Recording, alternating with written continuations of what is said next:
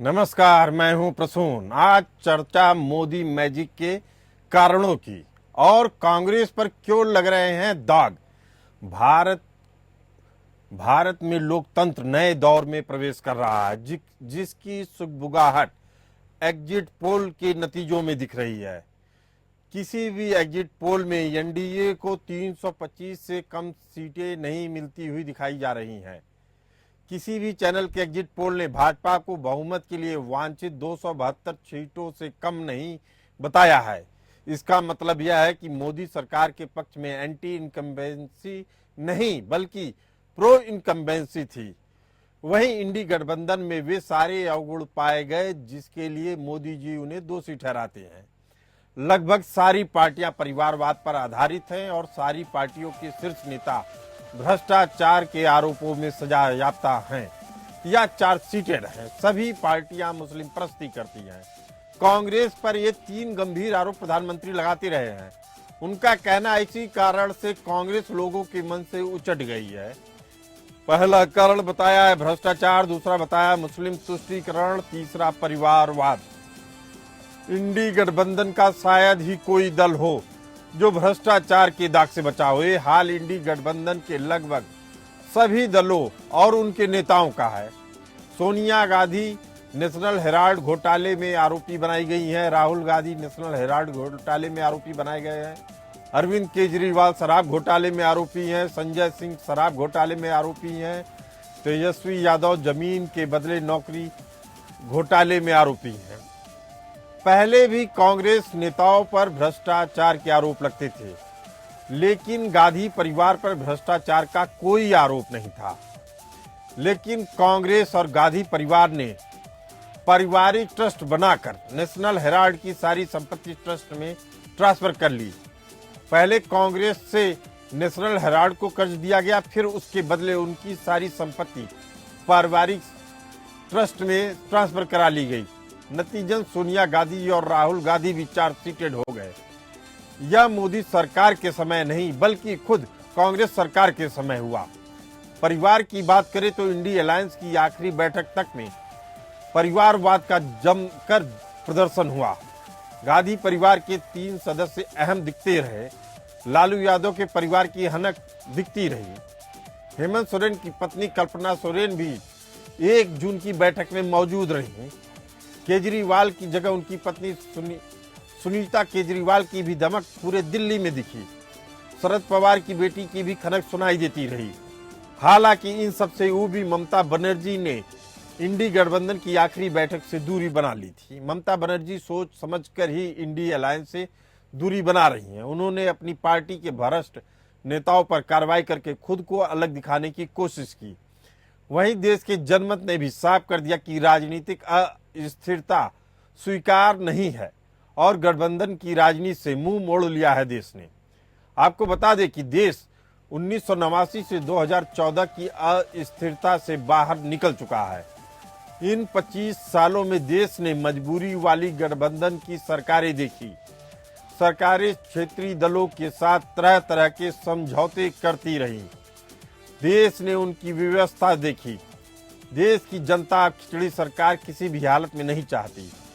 इस बीच 1991 में जब कांग्रेस बहुमत के काफी नजदीक थी, उस दौरान भी नरसिम्हा राव सरकार को कई तरह के समझौते करने पड़े। झारखंड मुक्ति मोर्चा और जनता दल के सांसदों की खरीद फरोख्त भी उसी समय हुई। वहीं मुस्लिम तुष्टीकरण से भी जनमानस प्रतिक्रियावादी हुआ। अब देश की दशा और दिशा पर चर्चा करने के लिए हम बात करते हैं। हमारे साथ मौजूद हैं रतन जी, प्रवक्ता कांग्रेस, प्रदीप सिंह जी, प्रवक्ता बीजेपी। आप दोनों मेहमानों को बहुत बहुत स्वागत है। रतन जी, पहला सवाल आपसे।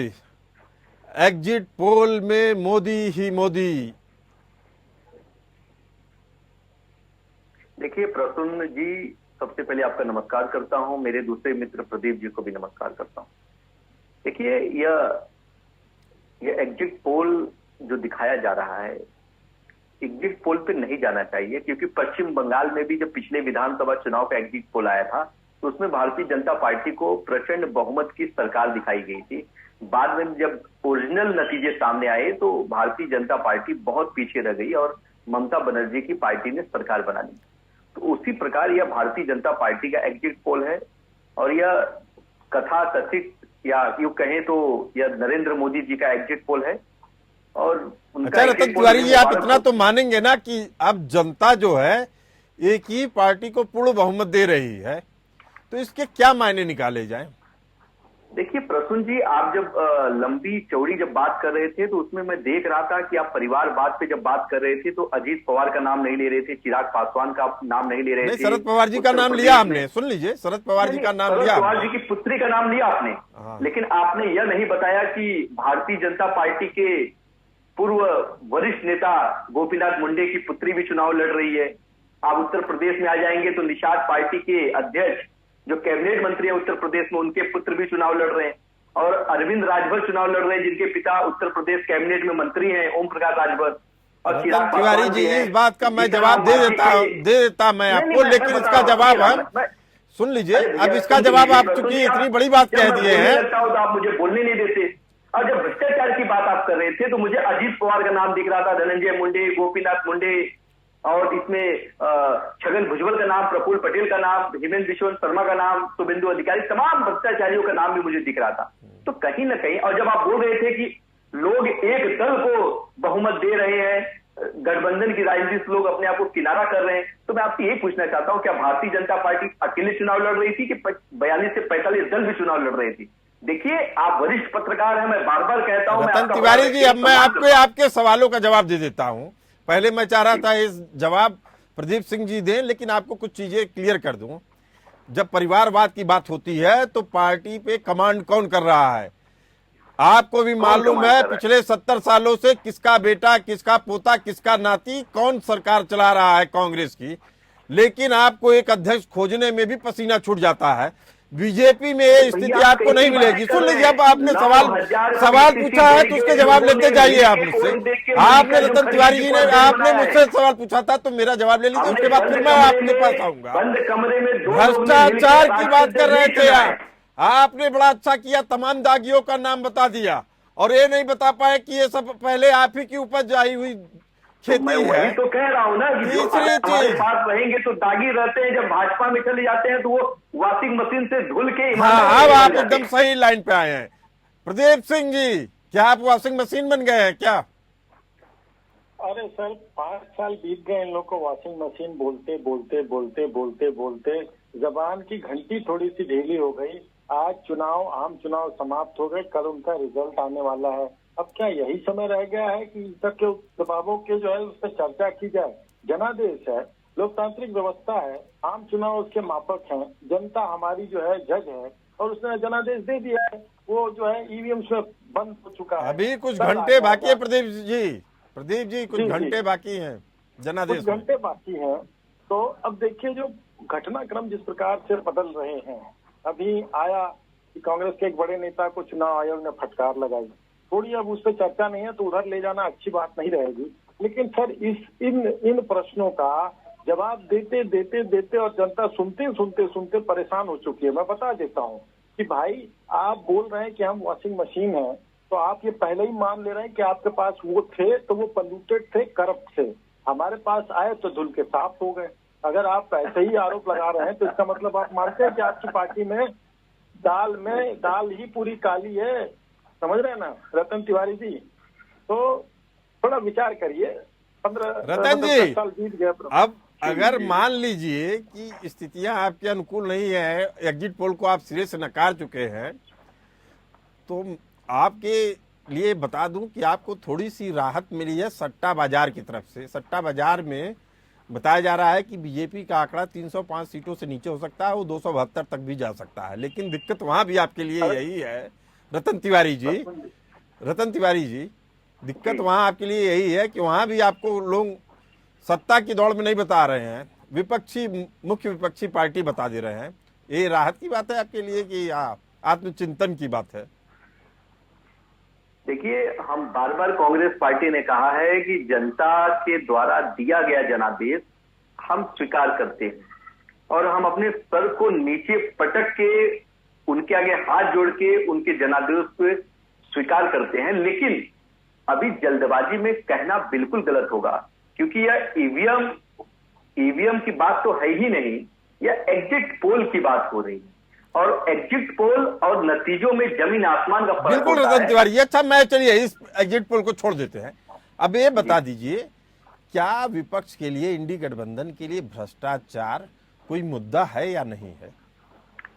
अब देखिए, जनता पिछले 10 वर्षों से महंगाई से तकलीफ में है, बेरोजगारी से तकलीफ में है युवा, महिलाओं के साथ क्या क्या हुआ, किसान सड़कों पे थे, तमाम मुद्दे इस देश में थे, भ्रष्टाचार भी चरम पे था। उसके बावजूद भी अगर भारतीय जनता पार्टी को एग्जिट पोल के माध्यम से बढ़त मिल रही है, तो कहीं ना कहीं देश की जनता को भी अब विचार करना होगा। और विपक्ष बेहद अहम बात कह रहे हैं प्रदीप सिंह जी, रतन तिवारी जी बेहद अहम बात की है। तमाम चिंताओं के बावजूद, तमाम आंदोलनों के बावजूद, तमाम ऐसे मुद्दे जिन पे पूरा राष्ट्र एक मत है, उसके बाद भी अगर मोदी के नाम पे वोट पड़ रहा है तो उसके क्या कारण है? विपक्ष का कमजोर होना या मोदी का राष्ट्रीय अंतर्राष्ट्रीय स्तर पे एक सशक्त मनोबल के साथ एक ऐसा नेतृत्व देना जिसे सब स्वीकार कर ले रहे हैं? प्रदीप जी। प्रसून जी, मैं थोड़ा सा चाहूंगा कि आप मुझे एक चीज की अनुमति दे दें। उत्तर प्रदेश विधानसभा में देवरिया के विधायक हैं, आपके माध्यम से मैं उनको जन्मदिन की शुभकामनाएं देता हूं, आदरणीय शलभमणि त्रिपाठी जी को। अब आपके प्रश्न का उत्तर देता हूं मैं। देखिए, क्या है कि एक बड़ा महत्वपूर्ण प्रश्न है। तिवारी जी ने प्रश्न किया है कि भाई महंगाई का मुद्दा है, औरतों की सुरक्षा का मुद्दा है, तो सबसे पहले औरतों की सुरक्षा बात कर दूं। इन लोगों ने बड़ा जोर मारा था कि कहीं पे चर्चा क्यों नहीं होती, तो शायद इन लोगों के टीवी का रिचार्ज खत्म हो गया होगा। आदरणीय अमित शाह जी ने 2 घंटे 22 मिनट लगातार जो है इस मुद्दे पे उन्होंने सदन में जो है अपने विचार और इनके प्रश्नों का उत्तर दिया था। दूसरा, सर, लोकतांत्रिक व्यवस्था में जनता प्रतिनिधि चुन के भेजती है और अपने उस प्रतिनिधि की से अपेक्षा रखती है कि उनकी बातों को सदन में रखेगा। आप ये बताइए कि पिछले 10 वर्षों में कांग्रेस ने सदन में कितनी बार गंभीर प्रयास या प्रयत्न किया है महंगाई के मुद्दे पे बात करने की, सुरक्षा के मुद्दे पे बात करने की? केवल ये नाटक और ड्रामा और अपनी बात और जिद मड़वाने के लिए सदन में कितनी इन्होंने कार्रवाई की। आज बच्चा जो भी थोड़ा सा 7वीं 8वीं के ऊपर है, जो पढ़ चुका है, प्रदीप जी इसका जवाब ले लीजिए। रतन तिवारी जी बोलिए। मैं जवाब देता हूँ। देखिए प्रसून जी, शायद इनको पता नहीं होगा कि यही विपक्ष है जिनको 150 से ज्यादा सांसदों को निलंबित करके सदन से बाहर फेंक दिया गया था। इसलिए फेंक दिया गया था क्योंकि सरकार से सवाल पूछ रहे थे।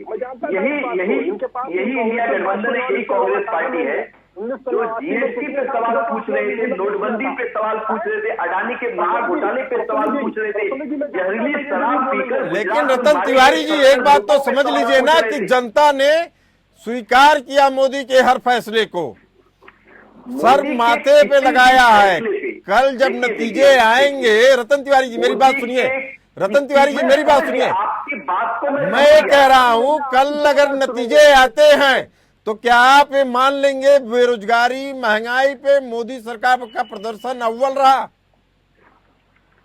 देखिए, अगर रिजल्ट अगर विपरीत आते हैं तो ये मान के चलिए अब पूरी कमान इंडिया अलायंस अपने हाथ में लेगी। अब लड़ाई और विशाल लड़ी जाएगी और सड़क से लेकर संसद तक मजबूती से लड़ाई लड़ी जाएगी, क्योंकि यह सरकार जनता के मताधिकार से बनने नहीं जा रही है।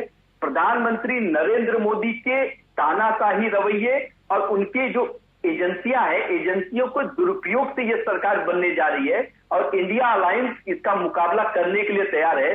फिलहाल अभी हम कुछ नहीं बोलेंगे, हम कल तक का इंतजार करेंगे और पूरा विश्वास है कि कल इनकी ईवीएम और इनका एग्जिट पोल जिसके ऊपर ये भरोसा करते हैं वो भी फेल हो जाएगा और इंडिया अलायंस की सरकार बनेगी। Pradeep ji non stop 2 minute है आपके लिए, आप अपनी बात रखिए। सर देखिए, धन्यवाद इतना लंबा समय देने के लिए। कांग्रेस की स्थिति उस दगे हुए कारतूस की तरह से है जो कि अंदर से तो खत्म हो चुका है लेकिन बाहर से उसका जो है कवच में कोई खरोंच नहीं आई है। तो कांग्रेस उसी दम पे सोच रही है कि इंडिया अलायंस, अरे पहले चिंता करिए कि क्या आपको मुख्य विपक्षी दल होने का भी अवसर मिलेगा कि नहीं मिलेगा। खैर बहुत ज्यादा समय नहीं है, कुछ घंटों की बात है। अब देखिए, आरोप प्रत्यारोप लगाते रहते हैं, हम जनता के समक्ष आपके प्लेटफॉर्म के माध्यम से इसका उत्तर देते रहते हैं, लेकिन उसका कोई निष्कर्ष निकलता नहीं है। पिछले कई विधानसभा और आम चुनाव हो चुके, ये तीसरा आम चुनाव था। कांग्रेस को जनता ने किस प्रकार से देखा है कि इनको जो है प्रत्याशी नहीं मिल रहे थे खड़ा करने के लिए। केवल सबसे पुरानी पार्टी सबसे ज्यादा समय तक शासन करने का ही प्रीमियम खाते रहेंगे, क्या करेंगे? कुछ नया करना होगा और जनता जान चुकी है। और ये जो एग्जिट पोल होते हैं, अगर इनको पूरी तरह से नकार दिया जाए तो अब वो बात नहीं रह गई। इस बार के सभी एग्जिट पोल किस प्रकार के उत्तर दिखा रहे हैं, उस आधार पे वर्तमान अभी कुछ घंटे अभी बाकी हैं, उससे पहले तो इतना कहा ही जा सकता है कि जनता जनार्दन का जनादेश क्या है, जनता किस हाथों में अपने भविष्य को देना चाहती है। क्या इंडी गठबंधन में कोई भी ऐसा नेता रहा जिसपे जनता को भरोसा था? बेहद अहम सवाल पूछ रहे हैं प्रदीप सिंह जी आप। रतन तिवारी जी, इंडी गठबंधन में कौन ऐसा नेता है जिसके ऊपर जनता भरोसा करती हुई दिखी आपको? देखिए प्रसून जी, सबसे बड़ी बात मैं आपको कह दूं कि बड़े बड़े चैनल भी एनडीए और इंडिया दिखा रहे हैं और भाजपा के लोग तो इंडी इंडी करते हैं। तो कम से कम आपसे निवेदन है कि आप इंडी न कह के इंडिया कहेंगे तो अच्छा लगेगा। देखिए रतन तिवारी जी, मैं इंडिया कह दूंगा, सुन लीजिए आप। रतन तिवारी जी मेरी बात सुनिए, आप चूंकि सवाल करते हैं तो उसका जवाब देते जाइए। इंडी इसलिए कहना पड़ रहा है कि इंडी अलायंस कहना पड़ता है हम लोगों को। इंडी आपका हो गया और अलायंस, अगर हम इंडिया अलायंस कहेंगे तो भाषा की शुद्धता नहीं होगी, इसीलिए इंडी अलायंस कहा जाता है जी। तो भारतीय जनता पार्टी का भी तो एनडीए है ना, तो आप ऐसा कहिए ना, एनडी अलायंस कहिए, अच्छा लगेगा। ठीक है, आप कह रहे हैं तो इस पे हम विचार कर लेंगे। लेकिन अगर आप कहेंगे कि इंडिया ही केवल कहा जाए तो इंडिया से हमारी जो व्यूअर है उनको थोड़ा सा कंफ्यूजन होता है। लेकिन फिर भी इस डिबेट में मैं अब आगे इंडिया ही कहूंगा। अब आप अपनी बात रखिए जी। ठीक है, मैं जवाब देता हूँ। देखिए, हमारे इंडिया में बहुत सारे नेता थे। आप उत्तर प्रदेश चले जाएंगे तो अखिलेश यादव का नाम था, बिहार चले जाएंगे तेजस्वी यादव है, महाराष्ट्र में चले आएंगे तो उद्धव बाला साहब ठाकरे हैं, और पूरे देश की बात करेंगे तो मल्लिकार्जुन खड़गे हैं, राहुल गांधी जी हैं। रतन तिवारी जी, दो चीजों में मैं आपको करेक्ट करना चाहूंगा। बाला साहब का निधन हो चुका, उद्धव ठाकरे साहब हैं, उनकी पार्टी टूट चुकी है। दूसरी चीज, अब देखिए दिक्कत सबसे बड़ी क्या है रतन तिवारी जी, सुन लीजिए रतन तिवारी जी मेरी बात सुनिए आप। इतनी बड़ी राष्ट्रीय पार्टी होके भी कांग्रेस इतनी बड़ी, मात्र 30 सेकंड में आप हमें रोक देते हैं। अरे रतन तिवारी जी मेरी बात सुन लीजिए, चूंकि आपने कुछ ऐसा बोला कि जहां मुझे रुकना पड़ा। इतनी बड़ी पार्टी है कांग्रेस, उसके बावजूद आप सोचिए क्या दुर्भाग्य है कांग्रेस पार्टी का कि आपको अखिलेश जी का नाम लेना पड़ रहा है, महाराष्ट्र में उद्धव ठाकरे जी का नाम लेना पड़ रहा है। उद्धव ठाकरे जी की पार्टी विभक्त बढ़ चुकी है, 2 भागों में विभक्त हो चुकी है। और ऐसी स्थिति में आप कह रहे हैं उद्धव जी की पार्टी को किसने विभक्त किया, किसने ध्वस्त किया, पूरा देश देख रहा था। अपने कर्मों से आदमी बढ़ता है और एक होता है। देश देख रहा था रतन तिवारी जी, और रामविलास 1 मिनट तक आप लगातार बोलिए, आपको कोई इंटरप्ट नहीं करेगा जी। मैं बोलता हूं। देखिए, अगर महाराष्ट्र की बात करेंगे तो महाराष्ट्र में भले से शिवसेना को, बाला साहब ठाकरे की पार्टी को भाजपा ने तोड़ मरोड़ दिया, 2 भाग में कर दिया, लेकिन आज भी जो सच्चा शिवसैनिक है आज भी उद्धव बाला साहब ठाकरे की पार्टी के साथ खड़ा है। और शरद पवार साहब की पार्टी को तोड़ा गया, लेकिन आज भी जो शरद पवार जी को मानने वाला वर्ग है आज भी उनके साथ खड़ा है। तो कहीं न कहीं हमारे इंडिया गठबंधन में बहुत सारे चेहरा हैं। रतन तिवारी जी, आपको कुछ चीजें अपडेट कर दे रहा हूं मैं। अपडेट इसलिए कर रहा हूं चूंकि डिबेट में आगे भी आप गंभीरता से इस पे चर्चा हो जाएगी। ऐसी सुगबुगाहट है और ये सूत्रों के जरिए, विश्वस्त सूत्रों के जरिए बताया जा रहा है, चुनाव बाद हो सकता है कि उद्धव ठाकरे जी इस एनडीए गठबंधन में सरकार के हिस्सा बन जाए। दूसरी कहानी है, सुन लीजिए मेरी बात रतन तिवारी जी, दूसरी कहानी आ रही है बंगाल से। हो सकता है ममता दीदी भी दिल्ली में कुछ ना कुछ अपना गठबंधन पे फिर से विचार करें और मोदी जी के साथ आ जाएं। ऐसे ही एक और अलायंस के बारे में, एक और आपके घटक के बारे में चर्चा हो रही है। रतन तिवारी जी, आप इसे मानिए या ना मानिए, लेकिन इतना तो तय है कि कांग्रेस को आत्ममंथन करना पड़ेगा, आत्मचिंतन करना पड़ेगा, और इस चिंतन के जरिए ही देश को एक मजबूत विपक्ष मिलेगा जिसकी आशा देश का हर नागरिक करता है। इस चर्चा को हम यही विराम देते हैं। आप सभी मेहमानों का डिबेट में हिस्सा बनने के लिए धन्यवाद। हमें दीजिए इजाजत, बने रहिए एपीएन न्यूज के साथ।